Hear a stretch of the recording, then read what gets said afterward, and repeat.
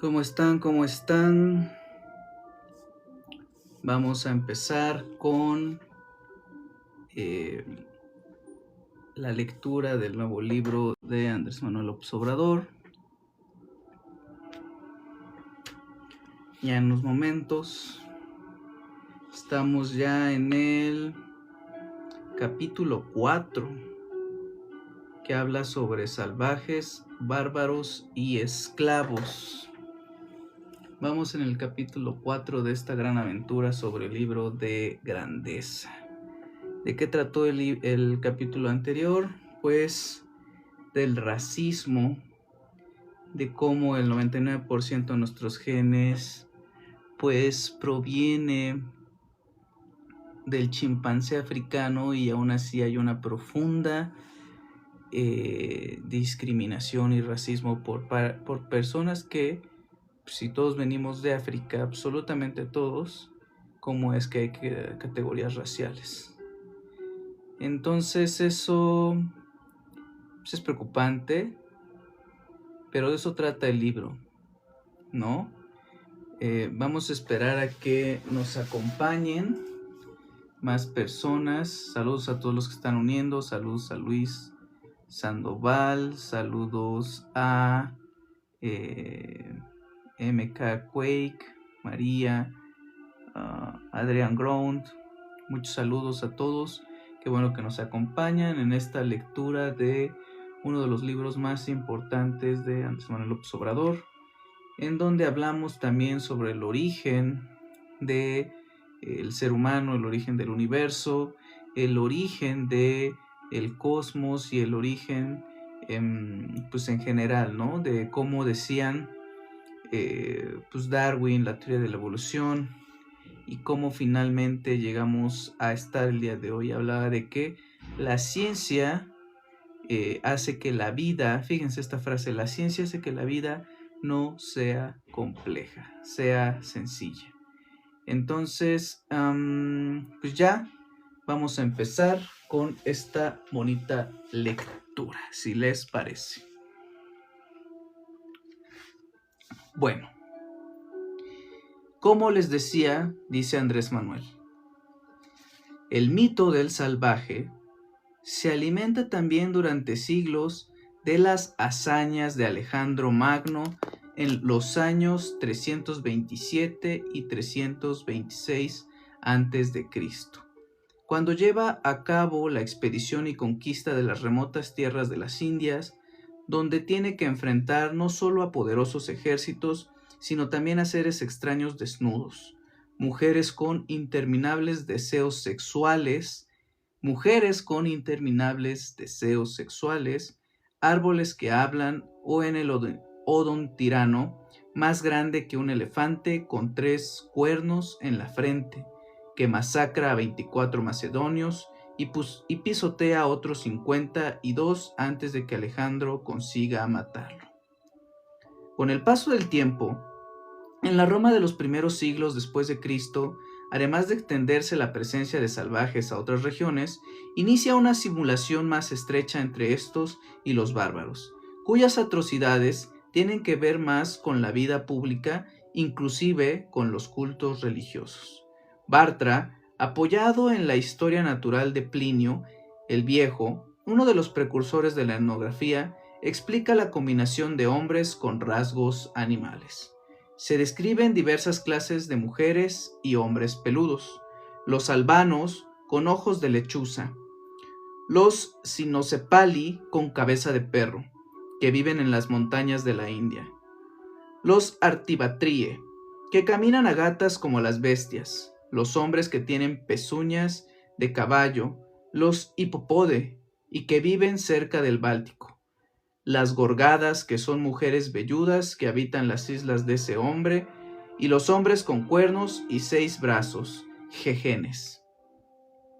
También se relata la existencia de los gigantes y los cíclopes de la India, los antropólogos de África y de Escitia, los trogloditas de Etiopía, que viven en cuevas y desconocen el lenguaje, y muchas otras especies salvajes que perduraron en el imaginario colectivo y en las creencias populares hasta el siglo XV, a lo largo de toda la Edad Media. Aun cuando conceptualmente se sigue llamando salvajismo en la propia Roma, se manifiestan actos irracionales estimulados por el vino y el placer. El historiador Tito Livio describe las bacanales en Roma de la siguiente manera. Cuando el vino había inflamado los espíritus, y la noche y la mezcla de hombres con mujeres, jóvenes con viejos, había destrozado todo sentimiento de decoro, todas las variedades de la corrupción empezaban a practicarse, pues cada uno tenía a mano el placer que respondía a las inclinaciones de su naturaleza. Incluso por intolerancia religiosa o por actos de sectas criminales. A los primeros cristianos, en la época de mayor persecución, se les consideraba salvajes, vuelvo a repetir. Incluso por intolerancia religiosa o por actos de sectas criminales, a los primeros cristianos en la época de mayor persecución se les consideraba salvajes. Durante el imperio de Marco Aurelio, pueblo y autoridades vieron a las sectas cristianas como culpables de infanticidio, canibalismo e incesto. Según Bartra, con el paso del tiempo se fue creando en la mitología una especie de evolución del hombre salvaje, pues el prototipo del salvaje grecolatino y judeo-cristiano de la antigüedad se convirtió en la Edad Media en un hombre peludo, habitante imaginario de los bosques y personaje importante de la literatura, de las leyendas populares y del arte. Aun cuando no está muy claro cómo se dio tal transición, Barthes encuentra el puente entre el salvaje antiguo y el medieval, recurriendo a la famosa leyenda de Merlín, el adivino que odiaba vivir en el bosque con las bestias y que, cuando entraba en razón y regresaba a la ciudad con su familia, adivinaba todo, incluida la infidelidad de su mujer y de la esposa del rey. Sin embargo, su estado natural era la vida en el bosque, al grado que en la ciudad a veces los mantenían encadenados. Fíjense nada más. Ojalá todos tuviéramos el poder de Merlín, ¿no? Porque dice, adivinaba todo, incluida la infidelidad de su mujer y de la esposa del rey. Sin embargo, cuando escapaba, Merlín, adentrándose en el bosque, vivía a manera de animal selvático, sufriendo el frío del agua hecha piedra, bajo la nieve, bajo la lluvia, bajo el despiadado soplo del viento, y esto le agradaba más que gobernar sus ciudades y domeñar a sus feroces gentes. Esta obra del escritor, historiador y religioso Geoffrey de Monmouth sobre la vida de Merlín, escrita entre 1149 y 1151 después de Cristo, se complementa, según Bartra, con la historia de Juan Crisótomo, quien en buena medida retoma en el siglo XIII la mitología antigua sobre el salvaje. La leyenda de este famoso santo medieval se reproduce en varias versiones en toda Europa. La historia es parecida a un relato anterior de un hombre de Palestina, Juan, el penitente, quien, luego de muchos años de pureza y castidad, no resistió la tentación de hacer el amor con una doncella a la que luego asesinó, hecho que lo indujo a vivir en penitencia como salvaje hasta que Dios lo perdonó e incluso le concedió poderes santos. La leyenda de Juan Crisótomo es más conocida y trata de un joven sacerdote decidió a escapar de la corrupción del mundo. Con este fin se retiró al bosque, donde buscó refugio en una cueva para dedicarse a rigurosos ejercicios ascéticos. Durante mucho tiempo, Juan vivió dedicado a la contemplación, alimentándose de hojas y hierbas, dejando que su vestido cayese roto en pedazos, raído por el tiempo.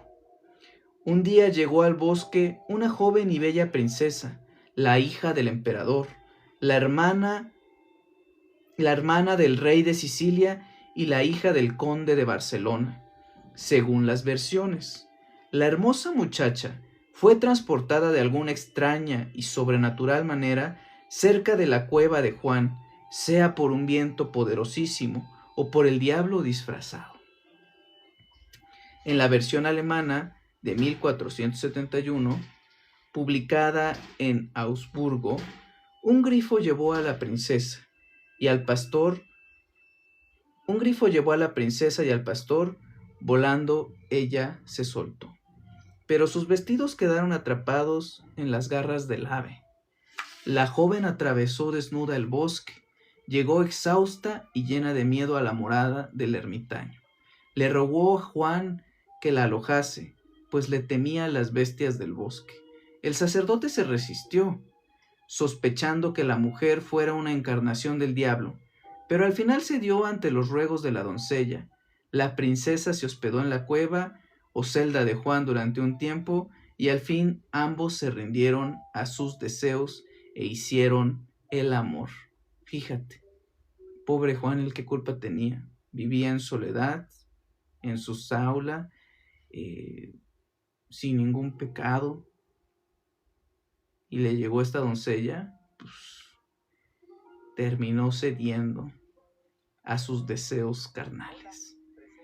Según la Meisterlet bárbaro del siglo XV, la princesa desflorada, vaya tono, ¿no? Vaya elegancia la de Francia. La princesa desflorada fue rechazada por el ermitaño, a pesar de que ella sentía una desbordada admiración. Oye, ese Juan, mis respetos, ¿eh? A pesar de que ella sentía una desbordada admiración, cercana a la pasión, por el famoso sacerdote de la boca dorada, en quien veía al hombre más hermoso de la tierra. El ermitaño que pecó con la joven princesa desflorada, con el meñique, para deshacerse de ella y por miedo a seguir pecando, la condujo a un precipicio y la lanzó al vacío con la intención de matarla.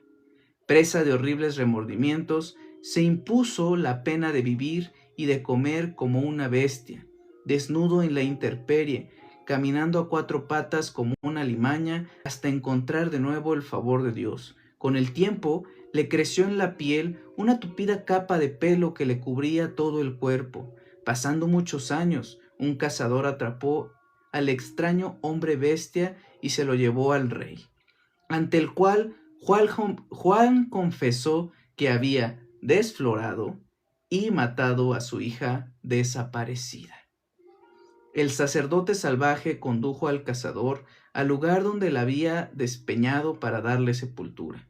Para su sorpresa, encontraron milagrosamente viva a la princesa, tan bella como el día en que conoció al ermitaño. El hecho es que la penitencia de Juan, el vivir como hombre salvaje, permitió la salvación milagrosa de la bella princesa. Juan fue perdonado por Dios y recobró la apariencia humana. Como premio a su vida santa dedicado a expiar sus pecados, fue nombrado obispo y murió como un santo. Fíjense nada más esta, no diría bonita, pero interesante historia sobre este ermitaño, de donde vienen los orígenes de las palabras salvaje.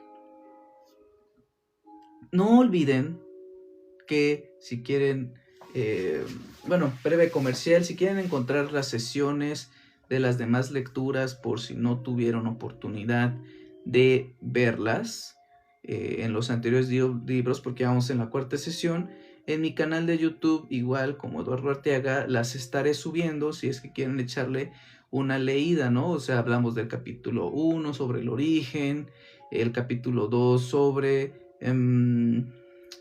creo que es el hombre, el capítulo 3 sobre el racismo y este que es sobre los salvajes.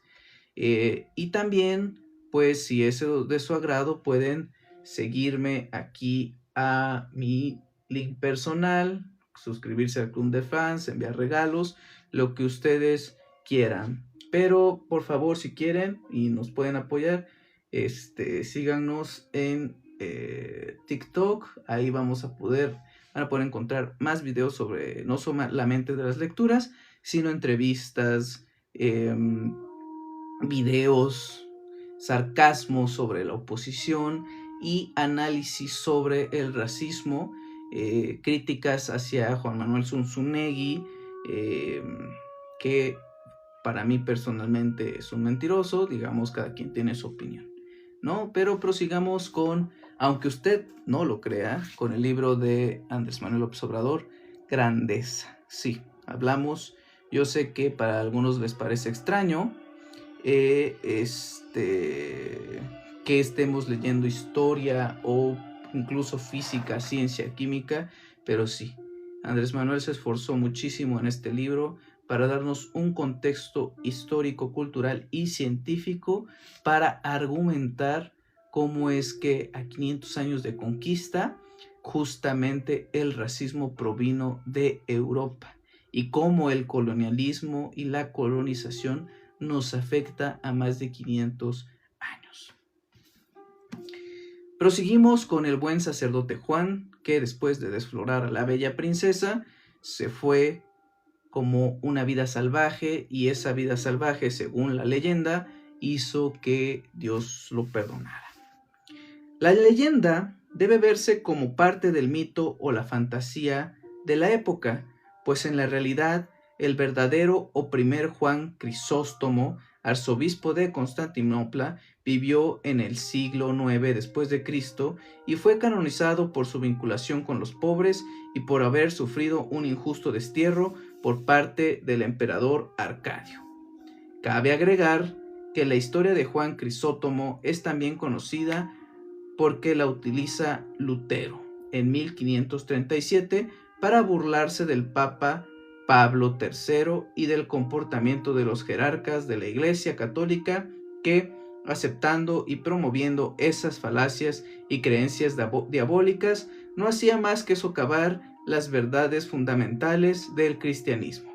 No obstante, tanto la leyenda de Juan Crisóstomo como la de Merlín reafirmaron la existencia del salvaje en el bosque que predominó durante el medio europeo. Recuerden que justamente estamos hablando de la creación de los salvajes o del concepto del salvajismo.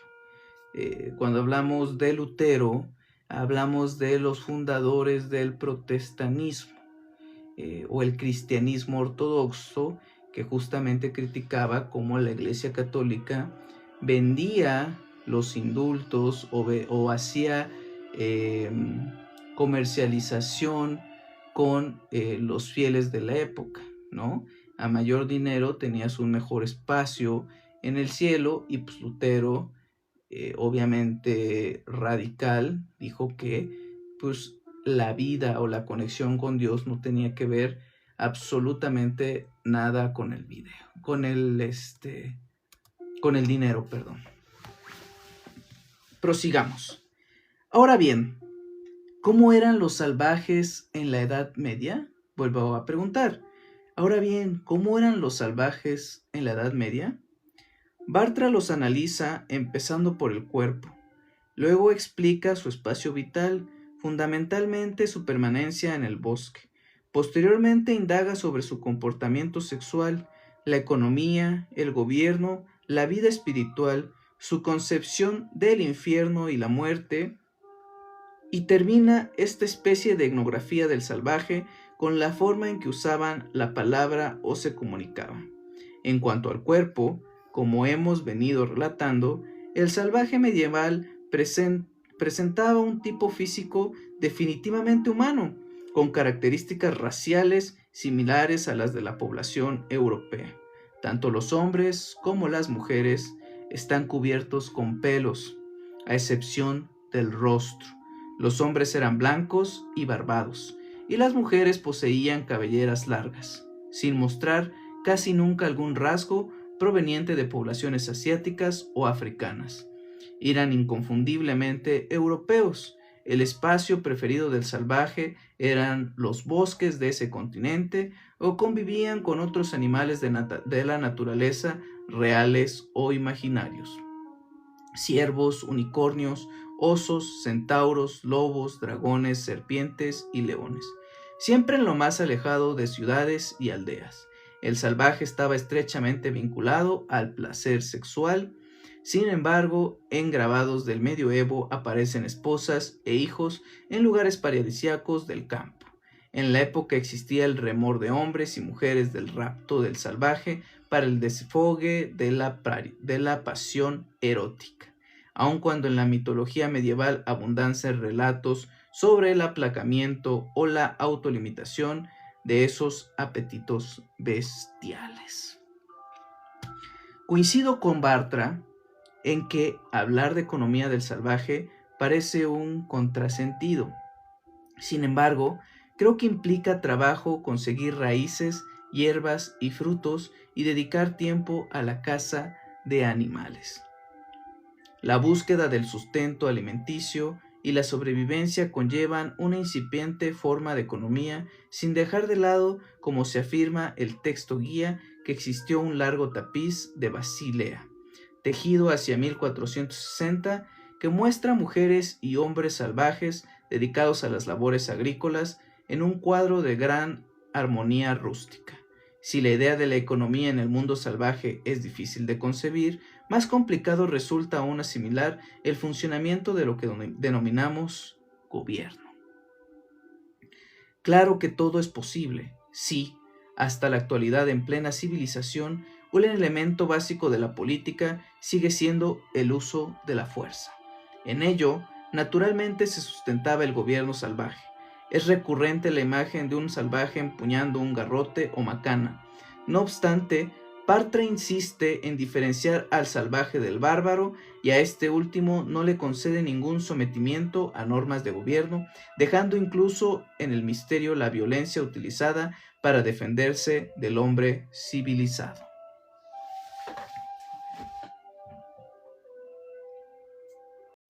No hay ningún problema. Ya saben que aquí respondemos todos sus comentarios y todos sus preguntas, dudas, todo lo que ustedes quieran. No hay ningún problema. Incluso a los haters también les mandamos un caluroso saludo, porque siempre aquí desde la izquierda hay amor fraternal hacia ustedes. Pero entonces prosigamos. Dice, así lo explica. Los hombres salvajes no eran una alegoría de los bárbaros. La barbarie de los pueblos no cristianos se construía en poderosas formaciones políticas que hacían la guerra para conquistar los territorios de la cristianidad. La guerra que hacían los bárbaros era la continuación de una política y un gobierno radicalmente hostiles en la nobleza cristiana europea, aunque la idea de barbarie mantenía las connotaciones de brutalidad y ferocidad. Se aplicaba principalmente a los infieles que rehusaban oír la palabra de Dios cristiano o que jamás la habían escuchado.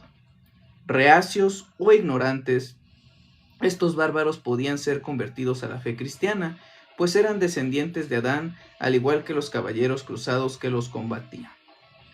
Pero la violencia guerrera de los hombres salvajes era radicalmente diferente, pues no emanaba de alguna forma infiel o perversa de la política y de la religión. Los salvajes carecían de toda forma de gobierno. La violencia salvaje no se ejercía en nombre de extrañas costumbres, dioses paganos o formas bárbaras de autoridad y de ley. ¿De dónde procedía entonces la violencia del hombre salvaje? ¿De qué poder emanaba su hostilidad y sus agresiones? Hay que decir que la etnología moderna sigue tratando hoy en día de contestar estas preguntas tan típicamente medievales.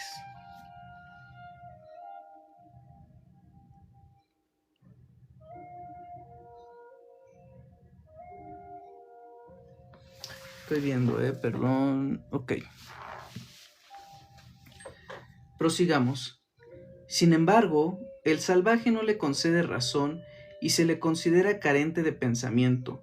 Por lo mismo, es un hombre supuestamente vacío. Su interés no es socializar, por el contrario, es el prototipo del ermitaño.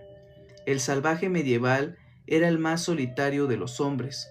Un teólogo en el siglo XIV, Heinrich van Helser, de los pocos clérigos que aborda el tema, los consideraba forma humana, pero son tan toscos y han crecido tan salvajes que nunca han escuchado la palabra de Dios.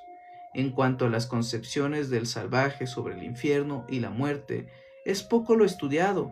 Solo queda como hipótesis que, aun si el salvaje es el demonio mismo, en el imaginario colectivo del medioevo se trata de algo que escapa a la concepción cristiana de lo bueno y lo divino, y, por lógica, si el salvaje no poseía ni alma ni razón, tampoco podía estar pensando en el infierno y la muerte. Es el tema del lenguaje. El autor nos dice que las palabras del hombre salvaje no tenían sentido, pero expresaban sentimientos. Bartra aquí describe la diferencia entre el lenguaje de los bárbaros y las expresiones de los salvajes. Estos últimos se manifiestan con gestos, miradas y signos, mientras los bárbaros, de acuerdo a onomatopéyica, que significaba los que hablan bar. Los que hablan algo incomprensible para los griegos. De hecho, y los bizantinos continuaron utilizando este término. Los invasores europeos que conquistaron América continuaron con la tradición grecorromana de considerar a los pueblos indígenas como bárbaros. También los ingleses y franceses adoptaron el término bereber. Los nacionalistas amazigh del norte de África reivindican el uso del término con el cual ellos se autodenominan, amazigh, que significa libre o noble. El plural de amazigh es imazighen. Pero el salvaje no solo era mitología, formaba parte de hombres atrasados, vistos de esa manera en el mundo civilizado europeo. Sus apariciones en enfrentamientos guerreros son quizás los que más los identifica con los hombres de las sociedades avanzadas o de mayor reputación racional. Por ejemplo, existen datos de que en los ejércitos de la Primera Cruzada eran acompañados de una tropa caníbal de mendigos profesionales que iban descalzos y sin armas, pero causaban terror entre los adversarios islámicos que tenían más acabar en el estómago de los taufurs que ser atravesados por las lanzas de los caballeros. Pero causaban terror entre los adversarios islámicos que tenían más miedo a acabar en el estómago de los taufurs que ser atravesados por las lanzas de los caballeros. También aquí importa dejar constancia de que la antropofagia no era desconocida en Europa. Tanto en Inglaterra como en Francia y Alemania, durante los siglos IX y X, había bandas de asesinos vagabundos que en las zonas desoladas atacaban a los viajeros, cuya carne destazada era vendida después en los mercados. También es célebre, aunque poco difundido, el pasaje en el cual se describe a Ricardo Corazón de León, rey de Inglaterra, comiendo la cabeza hervida de un sarraceno. Los cristianos del medioevo llamaban así indistintamente a los árabes y a los musulmanes en general, aderezada como azafrán y especies diversas en presencia de los horrorizados embajadores de Saladino. Ay, no más, para que entiendan que el concepto de salvaje proviene de Europa y al salvaje siempre se le asoció como una persona sin alma y sin temor de Dios. Y cuando llegaron los conquistadores españoles a despojarnos de nuestras tierras, a asesinar nuestras civilizaciones, a destruir nuestros centros ceremoniales, a violar a las mujeres de Mesoamérica, a someter y a conquistar y colonizar con la fe cristiana, ¿cómo es que nos llamaban? Salvajes. Nos llamaban salvajes, aun cuando éramos una civilización con un cosmos y una mitología y cosmovisión propia, así nos decían, salvajes. Y con esto decían los indios salvajes, bárbaros, necios, tercos, ebrios, nos insultaban. ¿Y de dónde viene el salvaje? Es toda esta parte europea, desde los bárbaros, cuando asocian el término y justamente se habla como un insulto o como una excepción asociada incluso al canibalismo. Pero prosigamos.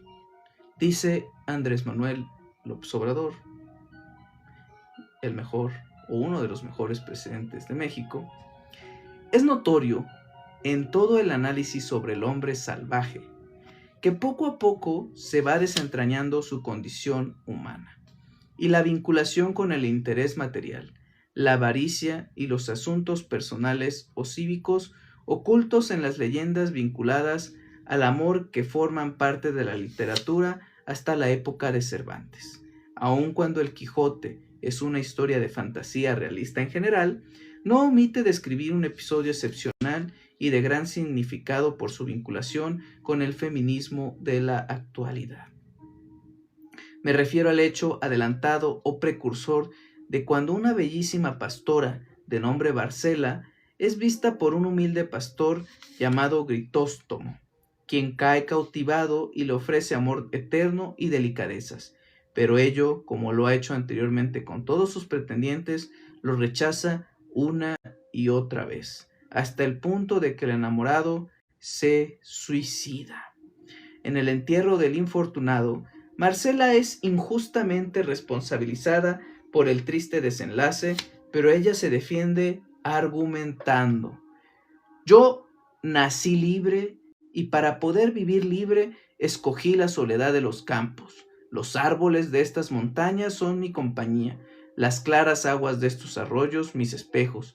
Con los árboles y con las aguas comunico mis pensamientos y hermosura. Fuego soy apartado y espada puesta lejos. ¿Cómo llegué a las canciones que más me gustan? Pero bueno, nos despedimos de The Punisher, que llegó y se fue. Pero fíjense esta bonita historia de El Quijote que les quiero repetir. Porque, como dice Andrés Manuel, parte de un feminismo adelantado a su época. Fíjense, hablamos de Marcela, una pastora que enamoró a un pastor y que, como no le hizo caso, se suicidó. Y ahora resulta que es culpa de Marcela en no hacerle caso porque este pastor se suicidó. Pero ante ello argumenta y dice: yo nací libre y para poder vivir libre escogí la soledad de los campos. Los árboles de estas montañas son mi compañía, las claras aguas de estos arroyos mis espejos. Con los árboles y con las aguas comunico mis pensamientos y hermosura. Fuego soy apartado y espada puesta lejos. Sin embargo, estos interesantísimos y sublimes relatos del hombre o la mujer salvaje viviendo en soledad en el bosque también se hacen acompañar de mensajes de discriminación, violencia o repudio a lo considerado como atraso o peligro. Como vimos, en las crónicas de las cruzadas hay menciones a hombres salvajes o bárbaros. Asimismo, Bartra, citando a otros autores,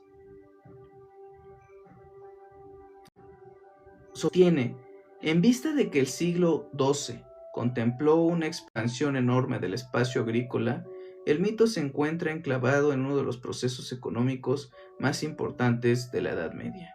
Es posible que, a semejanza de lo que ocurrió en Grecia, el hombre salvaje cazador se haya convertido durante la Edad Media en un símbolo señorial y aristocrático de las clases acomodadas que intentaban frenar la expansión de las tierras cultivadas, que invadía sus terrenos de caza, llevada a cabo por una población campesina cada vez más numerosa. Es importante recordar que el hombre hace los mitos y los recrea para sus semejantes. En el texto guía de este capítulo prácticamente se lleva a la misma conclusión que Darwin, quien acepta que venimos de los monos, que de ser semihumano o salvaje evolucionamos hasta llegar a alentar en el mundo civilizado. Si recordamos en ese texto, Darwin explica que los antepasados del hombre fueron sin duda inferiores en intelecto y probablemente en disposición social a los más inferiores salvajes actuales, a más de la mitad del siglo XIX, pero es totalmente concebible que pudieron haber existido o incluso prosperado. Si hubieran progresado en intelecto al tiempo que perdían gradualmente sus capacidades animales, como las de trepar a los árboles. Este capítulo está largo, Déjenme tomar agüita. Luna Mágica, saludos, bienvenida. Bienvenidos todos los que se están sumando. Estamos leyendo el libro Grandeza de Andrés Manuel. Y partimos de los fundamentos teóricos de salvajes, ¿no? Bárbaros.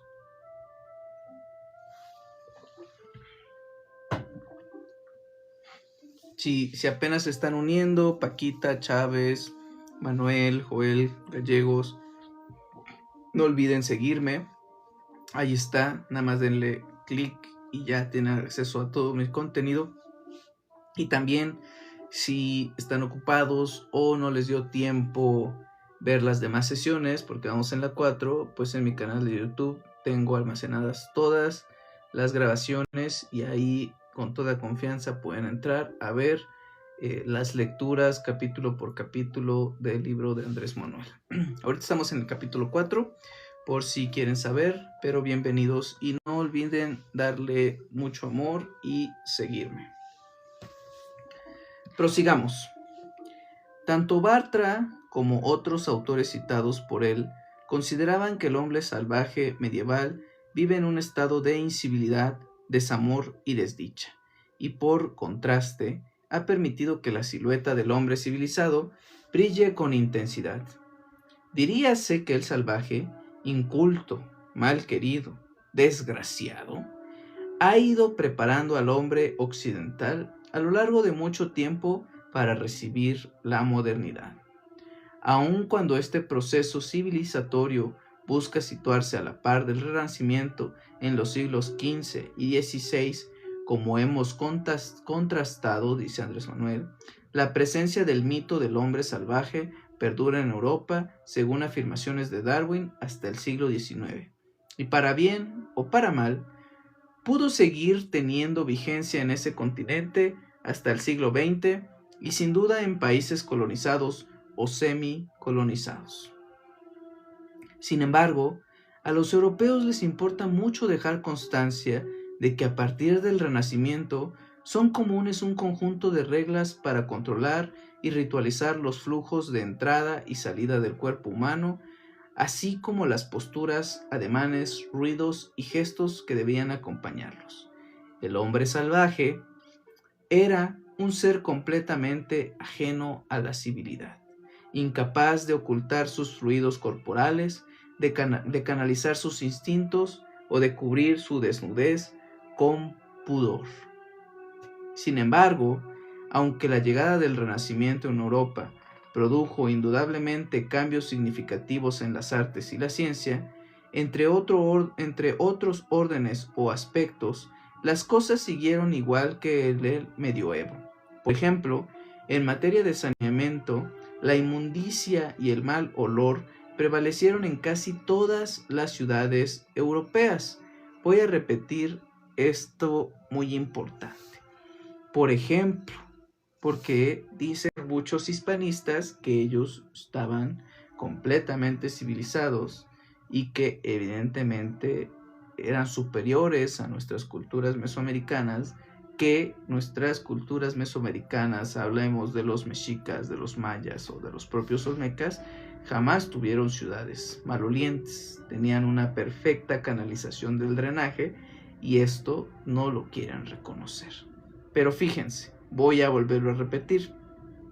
Por ejemplo, en materia de saneamiento, la inmundicia y el mal olor prevalecieron en casi todas las ciudades europeas. Todavía en el siglo XVII, la falta de sanidad e higiene era algo insoportable.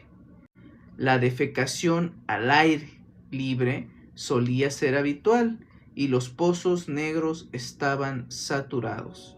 Se continuaban arrojando las excretas a las calles o alcantarillas que, en esencia, eran zanjas abiertas que llevaban las aguas negras a los ríos. Todo lo cual, dicho sea de paso, contrasta con el adelanto que había en esta materia en las ciudades mesoamericanas, pues el drenaje y los acueductos ya existían desde tiempos remotos. Antes de leer esto, vuelvo a afirmar, ¿por qué son racistas si en muchos temas nuestras civilizaciones eran superiores? Y fíjense, literalmente, no sé si han visto películas o no, pero imagínense que en edificios de 2 o 3 pisos europeos la gente sacaba su trasero para defecar. Imagínate que tú vas por la calle, pues de repente no vas muy en medio de la calle y te cae una caca en la cara, ¿no? Porque literal eso sucedía, la gente se asomaba por las ventanas para defecar y esas eran defecaciones al aire libre. En la cultura mesoamericana jamás existió eso. Jamás tuvimos este tipo de ciudades malolientes, ¿no?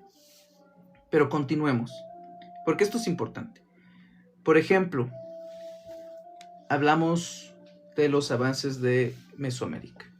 Por ejemplo, 1000 años antes de Cristo, la ciudad olmeca de San Lorenzo, Veracruz, ya contaba con drenaje, lo mismo que Teotihuacán en el siglo V después de Cristo, Palenque, Chiapas en el siglo VI después de Cristo y Xochicalco, Morelos en el 7 después de Cristo, entre otras. Para ubicar más el poco desarrollo de la Europa medieval con respecto a otras civilizaciones del mundo, no sobra transcribir una crónica que recoge del siglo XII el escritor Amin Malouf, en la cual se lee lo siguiente. La opinión del emir sirio sobre los bárbaros sigue siendo prácticamente la misma cuando habla de sus conocimientos en el siglo XII. Los frani están muy atrasados en relación con los árabes en todos los campos científicos y técnicos, pero es en medicina donde la diferencia es mayor entre el Oriente desarrollado y el Occidente primitivo. Usama observa la disparidad. Un día, cuenta, el gobernador Franco de Muneitra, en el monte Líbano, escribió a su tío el sultán Emir de Saizar para rogarle que le enviara un médico para tratar algunos casos urgentes. Mi tío escogió un médico cristiano de nuestra tierra llamado Tabet. Entre solos se ausentó unos días y luego regresó entre nosotros. Todos sentíamos gran curiosidad por saber cómo había podido conseguir tan pronto la curación de los enfermos y los acosamos a preguntas. Tabet contestó: han traído a mi presencia a un caballero que tenía un absceso en la pierna y a una mujer que padecía de consunción. Le puse un emplasto al caballero, el tumor se abrió y mejoró. A la mujer le prescribí una dieta para refrescarle el temperamento, pero llegó entonces un médico franco, o sea, francés, y dijo: Este hombre no sabe tratarlos. Y dirigiéndose al caballero le preguntó, ¿qué prefieres? ¿Vivir con una sola pierna o morir con las dos?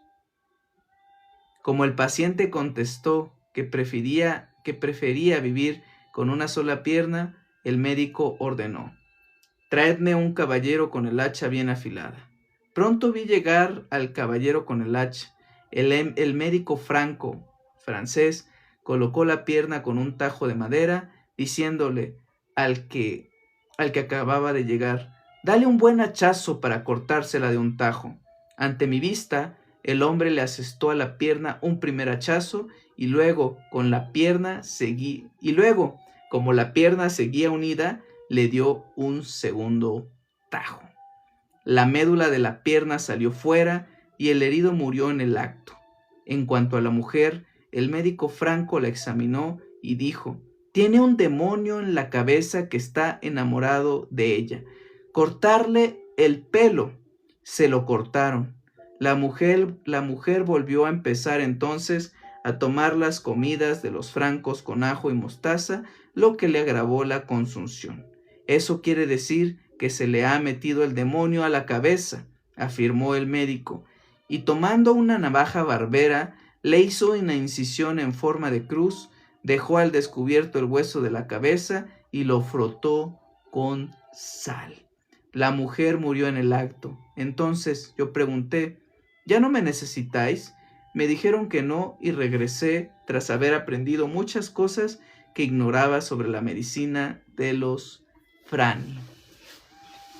Fíjense cómo, mientras en nuestras épocas mesoamericanas, nuestros chamanes con la herbolaria ancestral y prehispánica trataban muchas de las enfermedades que hasta el día de hoy sigue vigente, los médicos franceses así trataban a sus pacientes, ¿no?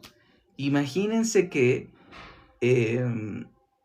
mientras este médico del Medio Oriente no podía creer incluso las respuestas de los propios pacientes, para tratar una herida de una pierna, pues el médico oriental ya estaba avanzado en la época y le decía, ¿prefieres vivir con las dos piernas?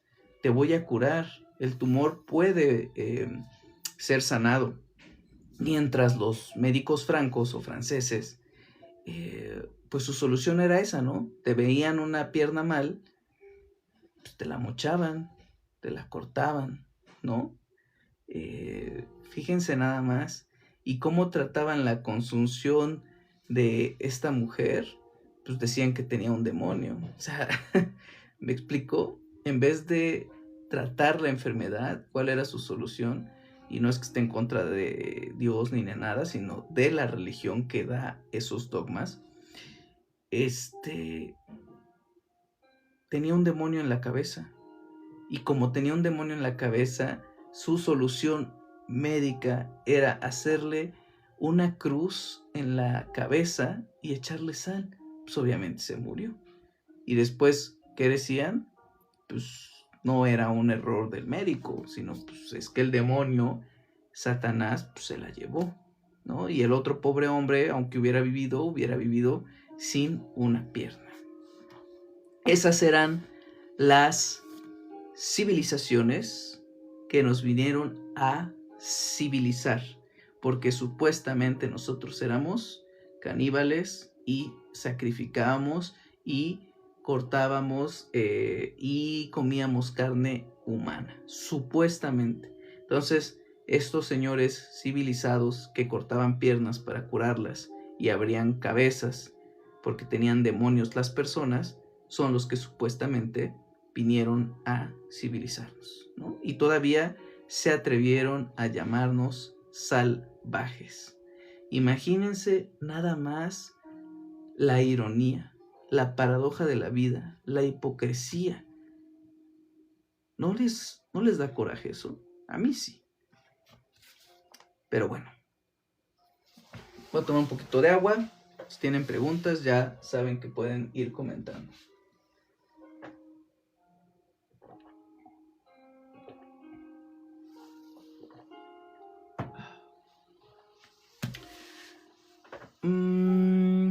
Ha enviado combos de regalos.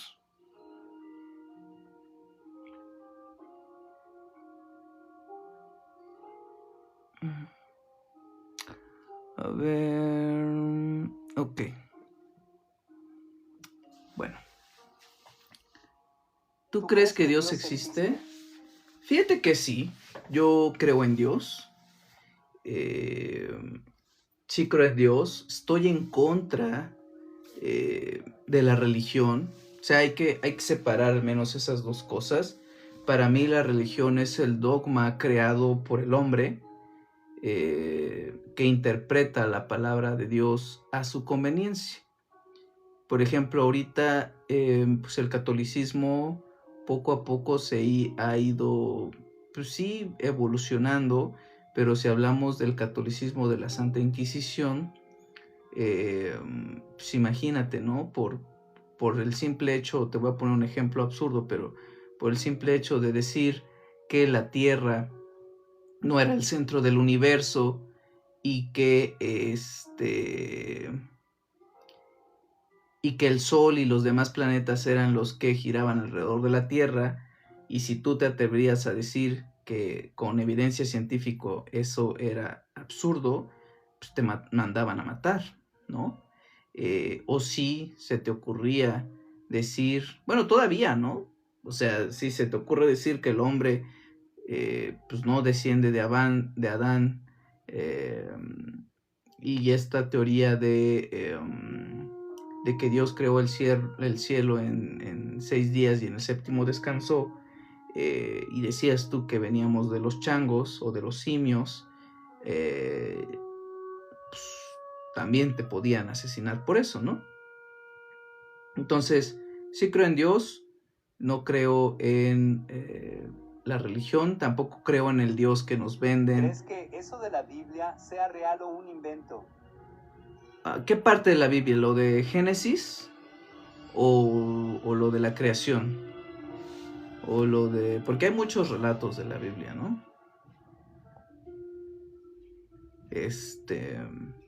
Pero sí, o sea, digamos, respeto que haya católicos, respeto que haya cristianos, respeto que haya las personas que quieran creer, ¿no?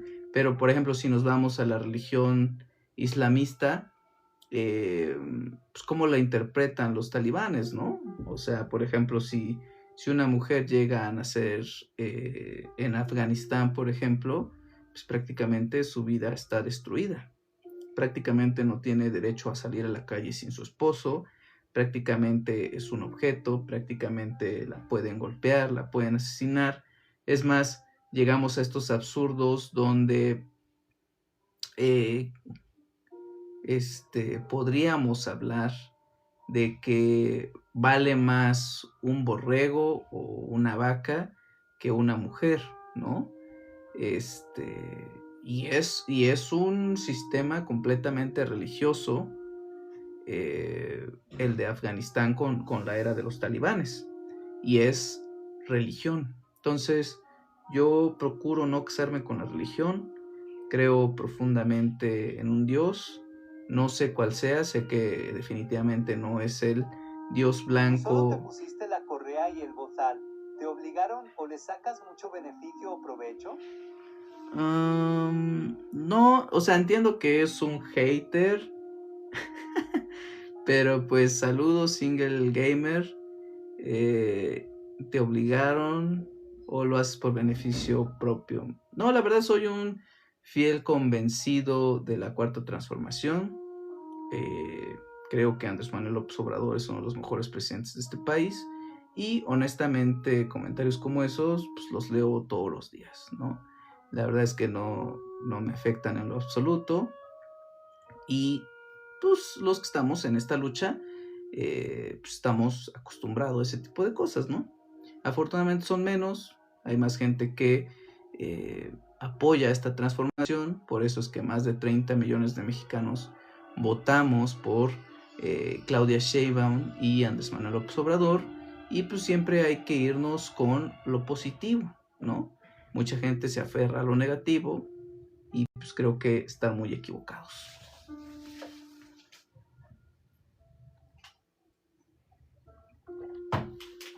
Pero bueno, prosigamos. No sé, el más guapo, si respondí tu pregunta. O sea, creer en la Biblia es un acto de fe, más allá de temas científicos, porque pues, por eso es fe, ¿no? O sea, no se va a demostrar científicamente jamás que provenimos de Adán, y no se va a demostrar científicamente jamás que el mundo se creó en 6 días. Por eso se parte de un acto de fe, de que algo que no tiene explicación científica, justamente por fe tú crees en eso, ¿no? Y hay muchas historias de la Biblia muy bonitas, ¿no? Que si quieren ya después entramos a otro debate, pero por ejemplo está la anécdota de cómo el pueblo de Israel derrumbó muros a base de música, o por ejemplo la amplia sabiduría del rey Salomón, que incluso reyes de otros países o reinos iban a visitarlo por sabiduría, cómo cayó por adorar a otros dioses de mano de una de sus tantas esposas, como pues David llegó a derrotar a Goliat y después se hizo rey de Israel, y como a su vez también pecó por desear a otra mujer. Hay infinidad de historias, ¿no? Muy padres. El Apocalipsis, cuando se aparece la bestia, cosas que podemos asumir y que solamente con fe pues las puedes creer, porque de otra forma no te explicas cómo es que puede existir una bestia con cierto número y que en esas 3 cabezas o 2, no recuerdo bien, tiene 7 picos y 7 diamantes, y esta le da órdenes y llega o desciende el cordero. O sea, cosas que cuando las lees te las vas imaginando, y solamente por fe puedes llegar a eso, ¿no? Pero bueno, ya nos pusimos bíblicos, me desvié un poco del tema. Prosigamos con la lectura del libro de Andrés Manuel titulado Grandeza.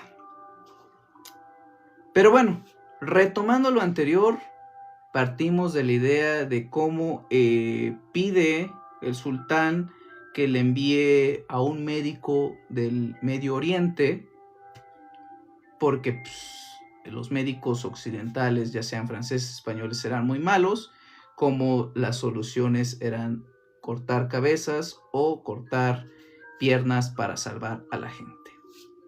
Y continúa. No obstante, dice Andrés Manuel, no obstante, los europeos históricamente han buscado justificar conquistas, esclavitud y genocidios, esgrimiendo el salvajismo de los pueblos sometidos. En la construcción de este relato, siempre han contado con una pléyade de intelectuales y científicos vinculados y dependientes de los regímenes de opresión. Porque de eso hablamos cuando hablamos de que estamos colonizados. Nos colonizan a través de la ideología, de la ciencia y de la religión. Porque es manejado a la conveniencia, como, si tienen oportunidad de leer o ver películas y se les facilita, cómo los propios norteamericanos o los propios gringos, para esclavizar a los negros o afroamericanos, como podamos entenderlos, usaban a la Biblia como sustento ideológico para decirle a los negros que justamente la Biblia los había hecho amos, y con el poder de Dios ellos tenían el derecho de esclavizar a esas personas que no tenían alma. Vean la película, creo que se llama 12 años esclavos, o algunas novelas en eso. Entonces de eso se trata el colonialismo. No necesitas un medio de fuerza, pero a través de la religión, ciencia o etcétera, o ideología, filosofía, sociología, se ocupa para someter a otros, ¿no? Entonces, quizás el de mayor utilidad en este aspecto fue, y sigue siendo como paradoja, Charles Darwin. Él se lanzaba fuerte contra los supuestos salvajes de la India, América y otras regiones del mundo. Entre sus calumniados favoritos estaban, por cierto, los indígenas australianos, a quienes acusaba de infanticidio y a sus mujeres de infertilidad por sus supuestos excesos sexuales. Por lo mismo, quisiera incluir en este apartado una reflexión que hace Claudie Lévi-Strauss, apoyando en múltiples estudios la sabiduría de los indígenas de ese país, todavía dependiente o vinculado a la monarquía inglesa.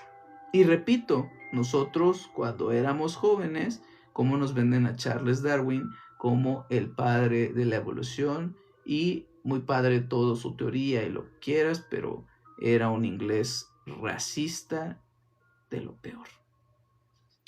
Pocas civilizaciones como la australiana parecen haber poseído el gusto de la erudición, de la reflexión intelectual, de lo que a veces parece ser un dandismo intelectual, por más extraña que pueda parecer la expresión cuando se le aplica a hombres, cuyo nivel de vida material es tan rudimentario. Pero no nos equivoquemos, estos salvajes, peludos y ventrudos, cuya apariencia física nos hace pensar a nosotros en los burócratas adiposos o en los soldados de Napoleón, lo que hace todavía más incongruente su desnudez. Estos adeptos meticulosos a prácticas que nos parecen corresponder a una persevidad infantil, manipulaciones y tocamientos de órganos genitales, torturas, empleo industrioso de su propia gente y de sus propias excreciones y secreciones, como nosotros lo hacemos más discretamente y sin preservarlo al humedecer para pegar los timbres de correo con saliva. Fueron en muchos respectos verdaderos snobs. Y vamos a ir culminando porque la verdad este capítulo está grandísimo, nos va a llevar bueno, mañana lo terminamos yo creo. Recuerden que mañana vamos a continuar con la lectura del libro de Grandeza, estamos en el capítulo 4.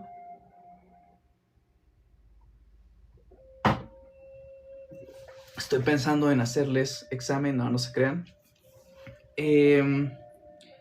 Pero bueno, cerramos con este último párrafo y si tienen dudas, comentarios, críticas, hate también, no hay ningún problema. Ayer tuvimos incluso a un coanfitrión que se atrevió pues en vivo a hacer algunas preguntas y con todo gusto las contestamos. Obviamente siempre en el marco del respeto, yo así lo espero, pero son bienvenidos todas y todos. Los que gusten unirse a la lectura de este magnífico libro. Cerramos con este último párrafo. De modo que la pretendida contradicción entre salvajismo y civilización es más un asunto de interés político y económico que una categoría de dimensión social o cultural. Por ello, me llamó mucho la atención una afirmación de Bartra asegurando que las ideas que suponían una naturaleza bestial de los americanos fueron más un fantasma que una importante corriente del pensamiento. También me causó extrañeza que este prestigioso y erudito antropólogo apoyara su afirmación en un texto de otra eminencia en la materia, el historiador Edmundo O'Gorman, titulado Sobre la naturaleza bestial del indio americano.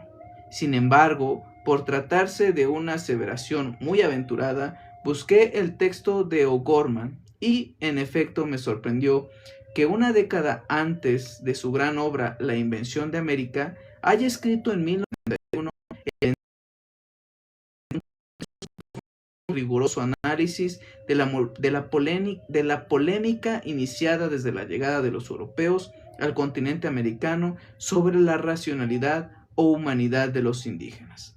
El tema lo desarrolla de manera profunda y profesional, pero da la razón a quienes les conceden a los pueblos originarios un bajo nivel racional, aun cuando acepta que son hombres en vías de conseguir su felicidad siempre que evolucionen con urbanidad, cultura y religión. O sea,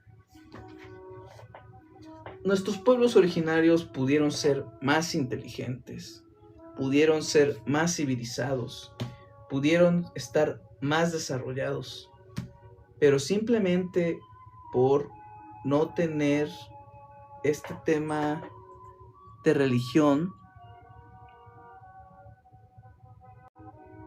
simplemente por no creer en el Dios que en ese momento existía,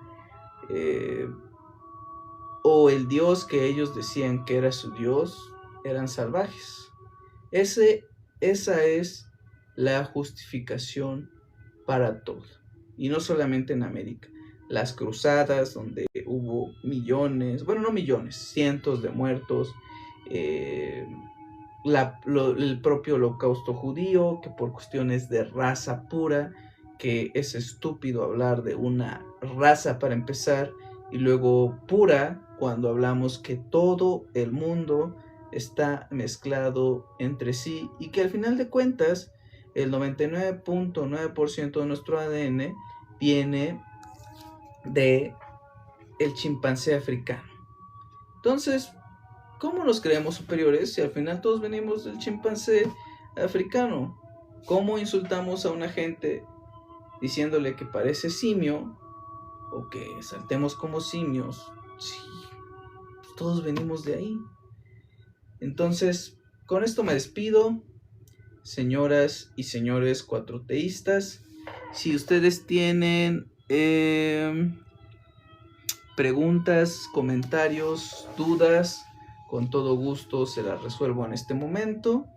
Y si no, pues nos estaríamos despidiendo para mañana tener otra sesión de lectura sobre el libro de Grandeza de Andrés Manuel López Obrador. Entonces, muchas gracias porque ya llegamos a los 30,000 seguidores. Eso está súper genial. Ya llegamos a los 30,000 seguidores. Espero que en unos días estemos celebrando llegar ahora a los 40,000, después a los 50,000 y así sucesivamente hasta que hagamos una comunidad muy grande. Entonces, quizás estemos haciendo algunas rifas para celebrar, no lo sé aún, pero muchísimas gracias por su apoyo, porque pues evidentemente, como todos, nos debemos al pueblo de México. Entonces les mando un caluroso abrazo y pues nos vemos en la próxima sesión del día de mañana a las 10 de la noche por el mismo canal y por el mismo lugar. ¿Sale? Cuídense. Adiós.